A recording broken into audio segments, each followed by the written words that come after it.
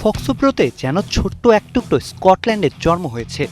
নীল jersey, ব্যাকপাইপের সুর আর হাজারো সমর্থকদের কণ্ঠে উৎসবের আবহের মধ্যে বিশ্বকাপে স্মরণীয় এক জয় তুলে নিল স্কটল্যান্ড। হাইতিকে 1-0 গোলে হারিয়ে 28 বছরের অপেক্ষার ইতি টানল স্কটিশরা। ম্যাচের একমাত্র গোলটি আসে 28তম মিনিটে। জন ম্যাককিনের নেওয়া শট দুটি ডিফ্লেকশন খেয়ে জালে জড়িয়ে পড়ে। গোলটি হয়তো নান্দনিক ছিল না, তবে এটি যে এন্টিমিটারের থেকেও মূল্যবান, কারণ এই গোলেই শেষ হয় স্কটল্যান্ডের 10,224 দিনের বিশ্বকাপ গোলখরা। একই সঙ্গে 1990 সালের পর বিশ্বকাপে তাদের প্রথম জয়ও এটি। শুরু থেকে স্কটল্যান্ড আক্রমণাত্মক ফুটবল খেলেছে। একদিকে অ্যান্ডি রবার্টসন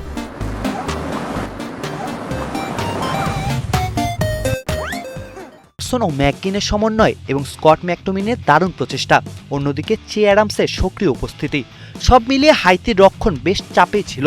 তবে হাইতিও হার মানেনি।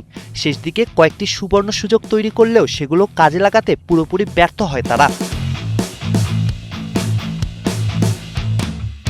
দ্বিতীয়ার্ধে স্কটল্যান্ডের খেলায় কিছুটা অস্থিরতা দেখা গেলেও শেষ পর্যন্ত জয় ধরে রাখতে সক্ষম হয় স্টিভ ক্লার্কের শিষ্যরা। শেষ বাঁশি বাজার সঙ্গে সঙ্গে গ্যালারিতে শুরু হয় উচ্ছ্বাসের বিস্ফোরণ।